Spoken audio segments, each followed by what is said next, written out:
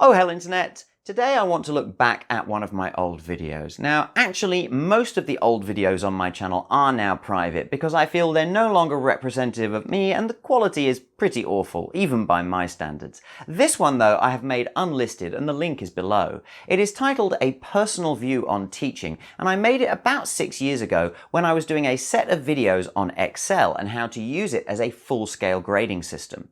This was at a time when I was working in a boys' secondary school here in Bangkok. I had over 100 students in my various classes, and these classes were in both math and science. I want to look at a few key parts of that video, but I would say there's quite a lot that I haven't covered, so you may want to watch the whole thing. Broadly speaking, I still agree with every part of it, with a few asterisks, although my situation has changed considerably now. I am still an educator, but I've left the classroom and I now have my own business teaching individual students, mostly under the age of 10. I'm so much happier doing this. I get to know each of my students more directly and I interact with them authentically in every class. In fact, the lesson which causes me the most stress is the one lesson that I have with a small group of students. This class is unusual because it is a group of 4 to 9 students with a fairly wide spread of age and ability. And this kind of class is one of the most mentally and emotionally taxing teaching contexts I have experienced. Even more so, I must say, than teaching large classes of 30 or more students.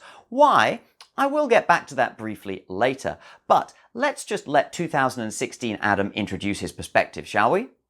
So for myself, I've been a teacher for about 5.5 years. I teach in Thailand. I did 1 year teaching in China. And I have taken a PGCE-I course, which is the international version of the UK teaching qualification. It's not quite as intensive as the famously hardcore PGCE because there is no in-classroom assessment. There's no person who comes and watches your teaching practice. It's all done online and in theory.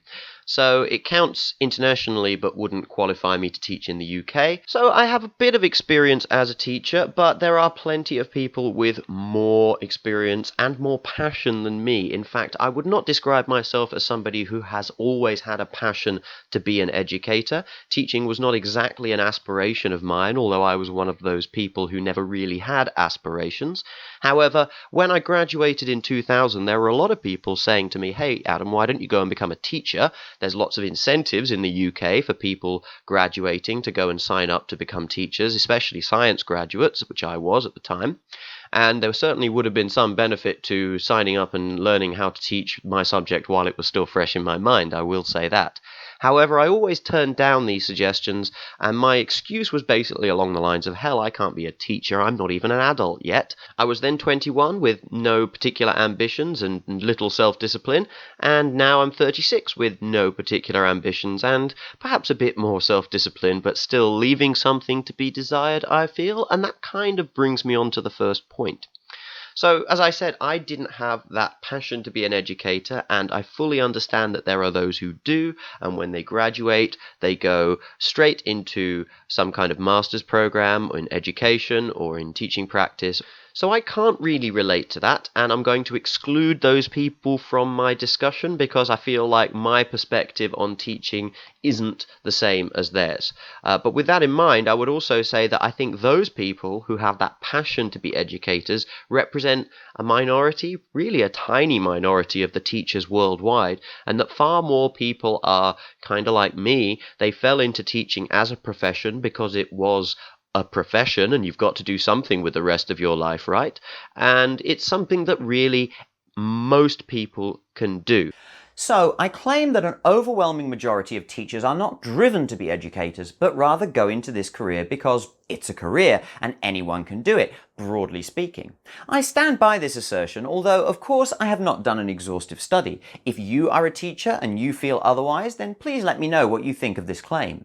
To say that anyone can be a teacher is not to say that it is easy, and not to say that there aren't plenty of specialist skills that one can develop, but I would say that those specialist skills are not a prerequisite to starting in the profession. This is something I will come back to, but this fact also drives part of the problem that is found in discussions on education. There's a variety of views on the nature of teaching from the general population. These can be quite diverse, ranging from the idea that teachers are the overworked and underpaid heroes of our culture, doing a job that should be esteemed at a level of doctors or lawyers, to the idea that teachers are nothing but glorified administrators who deserve no special consideration and should shut up because they get awesome holidays. In broad strokes, I will ultimately conclude that teachers are not quite at the same level of doctors or lawyers, but that does not undermine the idea that they are A, skilled professionals, and B, currently put in an untenable situation that leads to an unreasonable amount of stress. And why? Because they're being asked to do a job that is impossible. And why is that, Adam? So as I said, I spent a year in China at a private language school, and while I was there, a very well-meaning and earnest manager showed us a TED Talk at a training session. It was by Rita Pierson, and it was called Every Kid Needs a Champion. And Rita Pierson is clearly one of these impassioned educators for whom teaching is a way of life, and let me be clear, she's absolutely a role model for any teacher to help motivate them, and it's a quite inspirational talk on many levels. And after the talk was over, my manager sat down triumphantly and said, well, I don't think I need to add anything else, I think she's said it all. And at the time I thought, well, maybe you ought to add one or two things to that, because right now I've never felt more like leaving teaching forever. And the reason for that was the video did, and still does, to me, underline the tacit acceptance of failure that you have to live with as a teacher. Rita Pierson spoke very strongly about all the positive experiences that she'd had as a teacher, how it had enriched her life and the lives of her students. She spoke of her mother, also a teacher, who used to have food for the kids who didn't get a meal and a cloth to clean up those who came to school dirty. And she said when her mother died, there were so many of her old students at her funeral that it brought tears of joy rather than sadness. Incredibly eloquently said, a wonderful story. But I would like to be Captain Killjoy here and talk about the numbers. What proportion of all those students who came to her mother's funeral, of all the students her mother had ever taught? How many of those students had her mother simply not been able to reach? Because she's a human being, she's just one person. Being a champion requires a non-trivial investment of yourself, and one person, frankly, only has so much to give. Let's be clear, you don't have to inspire every student to love your subject. Not every person is going to love every subject, but you do need to at least have given it a fair crack. There's a quote that I read over the course of my PGCE about how education needs to be individually supportive and enabling. And just consider that phrase, individually supportive and enabling, for every student who comes through your classroom. How do you do that? How do you customize your teaching for every single person that comes through your classroom? And do I think that if you're not able to inspire all or at least most of your students in this way, that means you're a shitty teacher? Well, no, I don't think that. The list of skills that you can combine in teaching is far too broad and diverse for one person to master all of them. Sure, you can bodge it, you can be a jack of all trades, and with passion and 40 years of experience, then maybe you can bodge it pretty well. But I was always led to believe that education is the most important thing, because it's laying the foundation for future progress. Why would we leave education in a state in which it can only be bodged, where we can only do a barely acceptable job, and where we're putting pressure on a small group of people who aren't able to deliver the standards that we've told them we expect? I can now explain with a little more clarity why teaching as it works today is in this untenable situation. There is a phenomenon in the social sciences called Dunbar's number, which is broadly the number of people with whom a human can maintain a personal relationship.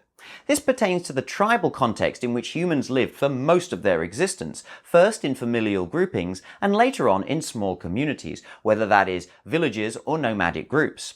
Regardless, the effect is that a human can, on average at least, sustain a close relationship, whatever that means, with up to 30 other people, and some kind of meaningful acquaintance with about another 150.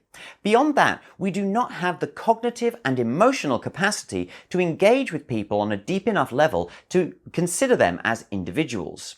Young Adam was talking about the problem of making education individually supportive and enabling, both in understanding what that means and how it is achieved. Older and hopefully wiser Adam still isn't sure, but what he can say is that if we're going to make education individually supportive and enabling, then students must be at a minimum, a bare minimum, among your 150 acquaintances. And let's be real here, you should really understand them more deeply than a person you just see regularly at work, and this means they should really be one of your 30 close friends. Now we can see why I feel so much more comfortable teaching one-on-one classes rather than 4 to 5 classes of 30 or more students. But it doesn't explain why the small group is the most stressful of all. This is because it lies between the two. It is not one-to-one teaching, but there is a small enough group that I still feel I should have to be able to engage with them authentically at all times.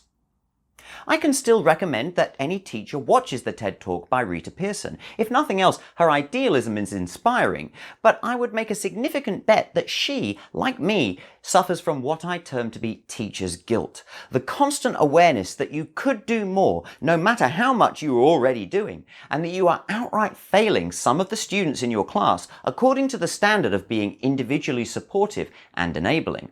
This is not something that can be fixed with training, and it is not a flaw of the teacher. It is simply beyond the ability of one person to achieve. The sheer breadth of skills that are required to be a teacher are wider than in many other professional contexts. Not all, but it is also a very sensitive context because you're dealing with other people's children, and you're supposed to be individually supportive and enabling all the time. In order to achieve this, you must, in theory, be attentive to the reactions of every student all the time. You must consider the best way to frame the information for each student all the time. You must be able to collate vast amounts of data on each student and be able to interpret that data in a meaningful way all the time. You must also be aware of every theory of education so as to know how best to engage with any one student all the time. And on top of this, you must also be competent in your own subject. Now, for me, I am comfortable saying when I don't know something if asked by a student, but there are many teachers who still want to appear completely informed because they feel it undermines their authority if they do not have an answer for every question. And there are parents who will take any mistake or lack of knowledge on the part of a teacher as a crushing indictment of their competence. When we consider all of these things, it is clear that the sheer quantity of content and responsibility that's placed on teachers absolutely is comparable to that placed on doctors or lawyers. The only difference is it takes place in the context of school, with children who are outside the remit of the world, and so the effects feel less real than medical or legal outcomes. School is recalled by many to be a safe environment, where they did not feel that the stakes were that high as a student, and so they go on to assume that this is how it feels for the teachers too. That teachers have the luxury of spending their whole careers in the low-stakes environment of the classroom. This is not the case. And just to go back to my characterization of teaching, some people may reject my heavy framing of the situation, in particular my emphasis on the phrase individually supportive and enabling all the time. I'm open to this discussion, but I would remind the skeptic that children, especially younger children, are very susceptible to subtle emotional traumas, and something as simple as the wrong facial expression at the wrong time can, if not recognized, lead to children weaving crippling doubts into their nascent identities. Yes, the plasticity of their minds does give them the ability to recover, but only if the problem is identified and dealt with.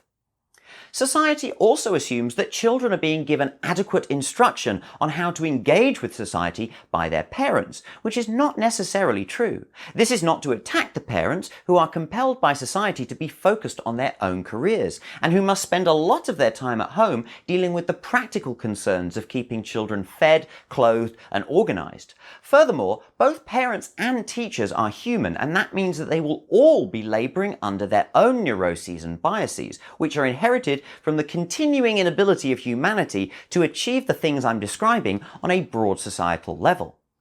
The number of truly well-balanced individuals in the world is vanishingly small, and I defy anyone to show me otherwise. Saying all of that, is my conclusion that we should raise teachers to the level of the other highly skilled professions? No. That would not solve the problem. Instead, we should be encouraging, I would say insisting and incentivizing, that many more people spend at least some time in the classroom. To illustrate this, I will play a section from another video I made around the first time I began to think like this, which was in 2013 when I was in China. This video was never finished and the sound quality is pretty bad, so forgive the roughness. Also, as a fun aside, can you guess which two YouTubers directly influenced the style of this video? My basic proposition is that teaching is not one person's job and hasn't been for some time. This thought is not new, but I feel that our discussions are missing the true scale of the problem. Most people believe that any child that applies themselves has a fair crack at maximizing their potential, but if every classroom environment is hugely under-resourced, what are the realistic chances of this? Under-resourced? 3 ideas support this conclusion. 1. We haven't defined the nature of teaching fully. Teachers are sometimes compared to doctors or lawyers, but they are not as highly skilled as these professions. However, it is the way their skills are applied that creates the challenge of the teaching environment. 2. A classroom is a high information density environment. Seriously, how much have we learned about child development and other relevant topics in the last 100 years?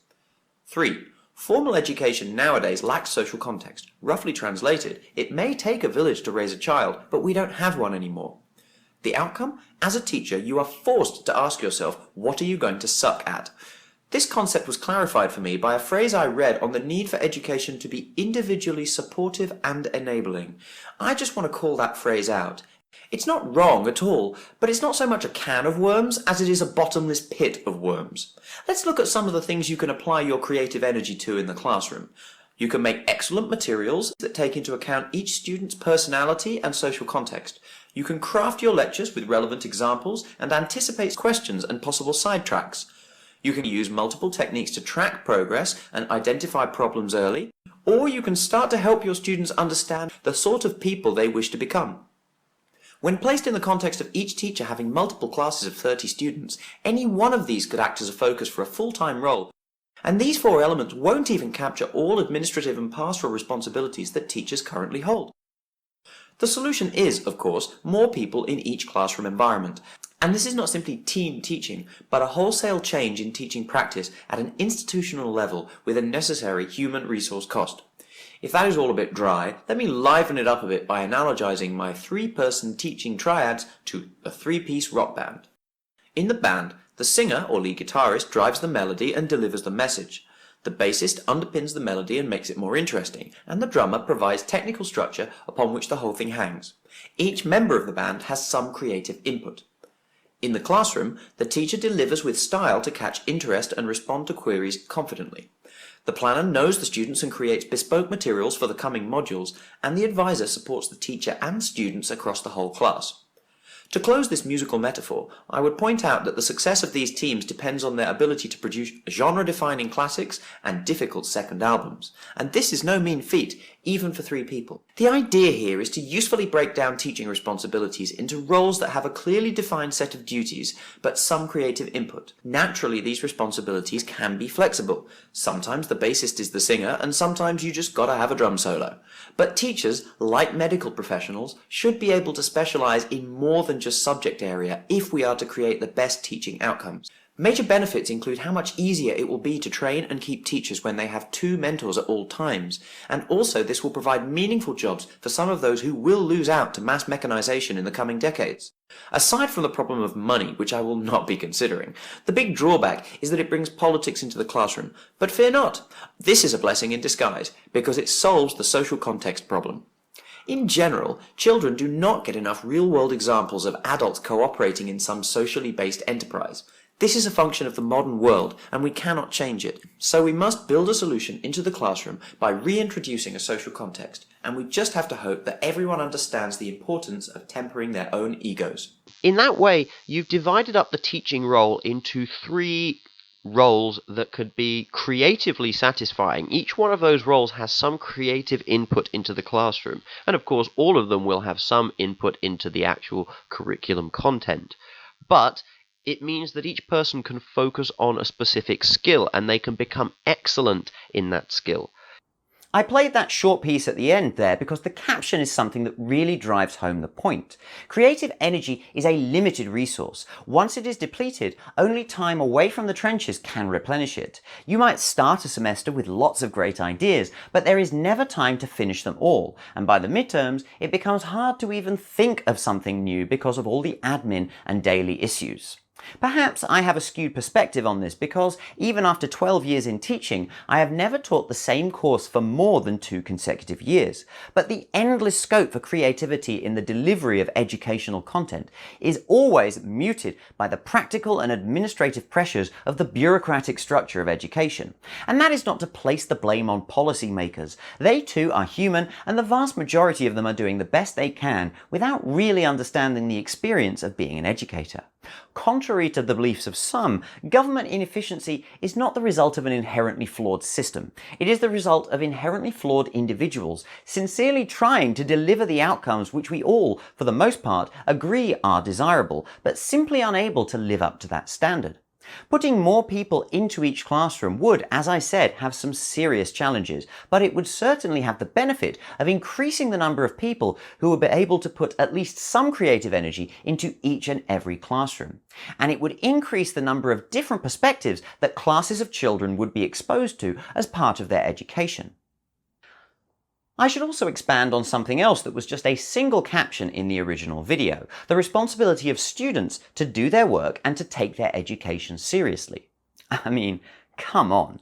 Yes, in principle we can agree that students have this responsibility, and if they do not do this, then it is at least partly their fault.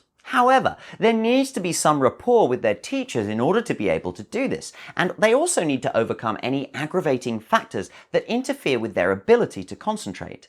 Let's not forget, they are still children. Individually supportive and enabling implies directly that the teacher's role is somehow to overcome those barriers that exist between children and their ability and interest in education. Far be it from me to suggest that the teacher is there in part to trick children into enjoying the experience of learning new things.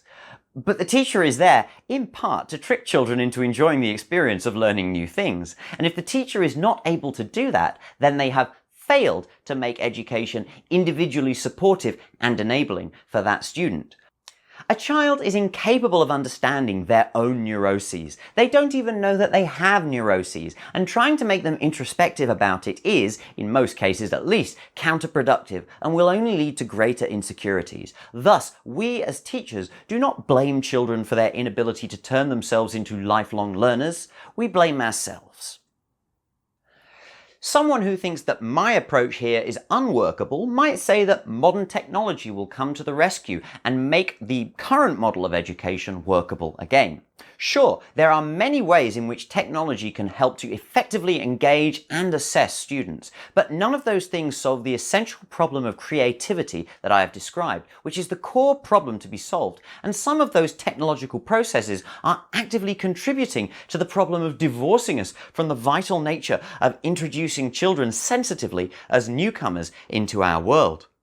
So in the modern world, there are various techniques which are intended to maximize efficiency, and that has been a good thing in many ways, but in the classroom, what that means is you have certain target levels of acceptable achievement which you have to hit, and if you hit those targets, then you have been considered to have succeeded with that student. But the amount of content in an average curriculum is daunting, and there's rarely enough time to go through it more than once or at the very most twice with an example, and you can't do that for all the course, just certain parts of it.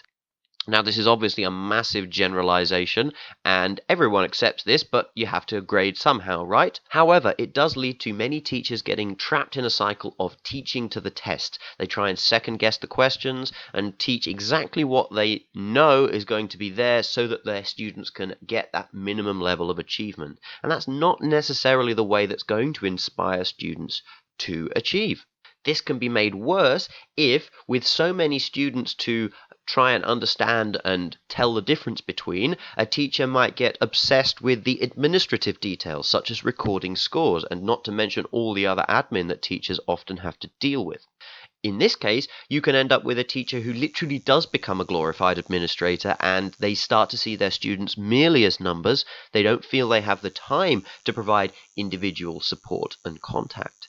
I think marking demonstrates this quite well. Marking is a particular bugbear for me. If I'm marking a set of science papers for the 70 students I teach science to, it's a two-sided sheet of A4 perhaps, that's going to take between 2 and 4 hours to mark completely. And to be clear, that is when I go through and mark it right or wrong. And the comments that I write are probably limited to question words like why, how, explain, or a bit vague. So I could certainly provide more feedback if I were to take more time over each sheet. I don't write any detailed comments on the student's performance, and I try to limit the number of questions I ask which are answered with a sentence. This benefits the students who don't necessarily write in English that well, but a sentence-based question has to be read, comprehended, and then interpreted into a number of points. And this obviously takes time. If I wanted to, I could write worksheets which were far more involved, tested the students about the subject on a much deeper and more intensive level, and it would take me a full day to mark that worksheet, and I would be utterly mentally exhausted at the end of it. That is not realistic. And this is just to get a score from a single sheet. You then have to go and collate that data into your scoring system and turn that into a useful mark at the end of the year. So as I've said, the answer is more people in each classroom context. I'm diverging from people who say that teachers should be paid more. I think that those highly qualified teachers should be paid more, those impassioned educators. But the bottom line is that in most teaching contexts, the skills that you use are mid-level. They're organizational and interpersonal skills. They're not the sort of thing that it takes a specialized education to learn. And if you bear in mind that most teachers would then be in teams where other teachers have the same understanding of the students in that subject area, that means it's going to be even easier for people to be brought in as new teachers with relatively few existing skills, and they can take the role of the advisor and record data until they're ready to move up and take a more active role. And in this way, you improve the consistency of the education. It is impossible for me to conclude this piece without putting my solution into the context of my left-wing politics. I believe that if we are to make the modern world individually supportive and enabling, then everyone should be entitled to the space to make unpressured decisions about their life. And this means allowing everyone enough resources that they do not have to worry about their personal safety and sustenance. To me, this means universal basic income. Now, the realities of putting this system into place are very complex, and so for the purposes of this video, I will just assume that it can be done. But rest assured, I am not just saying, oh, we can give everyone free money. That is a straw man, and if you think that I think it's as simple as that, then here is my undisguised contempt for your failed rebuttal. Once everyone has been set up with UBI, some will continue to work full-time. These are the ones who are driven, and they will probably go on to be the innovators and the market leaders of the future, or their direct lieutenants. But there will now be far more free time in many people's calendars, as they now work only part-time, or even not at all, to supplement their UBI to a slightly higher standard of living. But UBI is not to be entirely free in my mind. You receive UBI as a citizen of a country, in order to function as a citizen in that country.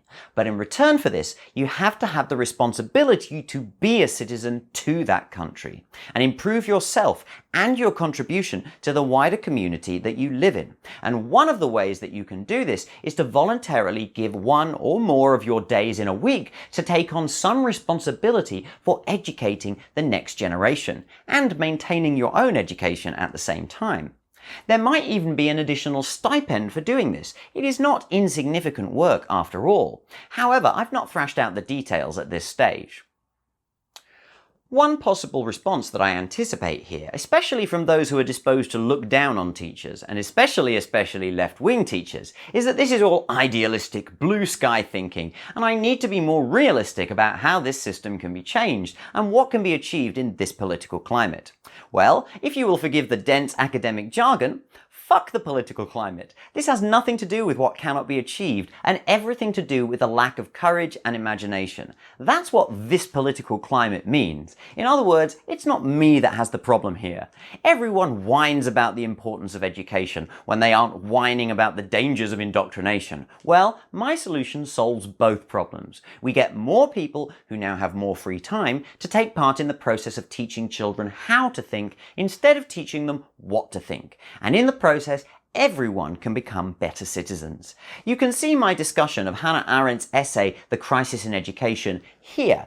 But perhaps her most powerful quote from that piece is to say, anyone who refuses to take joint responsibility for the world should not have children and must not be allowed to take part in educating them. I disagree to some extent. Becoming involved in educating children and not indoctrinating them is one way that we can take responsibility for the world. But the essence of the quote is that all of the parents, educators, and policymakers who limit their focus to only that part of the world which constitutes their personal and professional responsibility are failing, at least by the standards of Arendt, to be a really good citizen.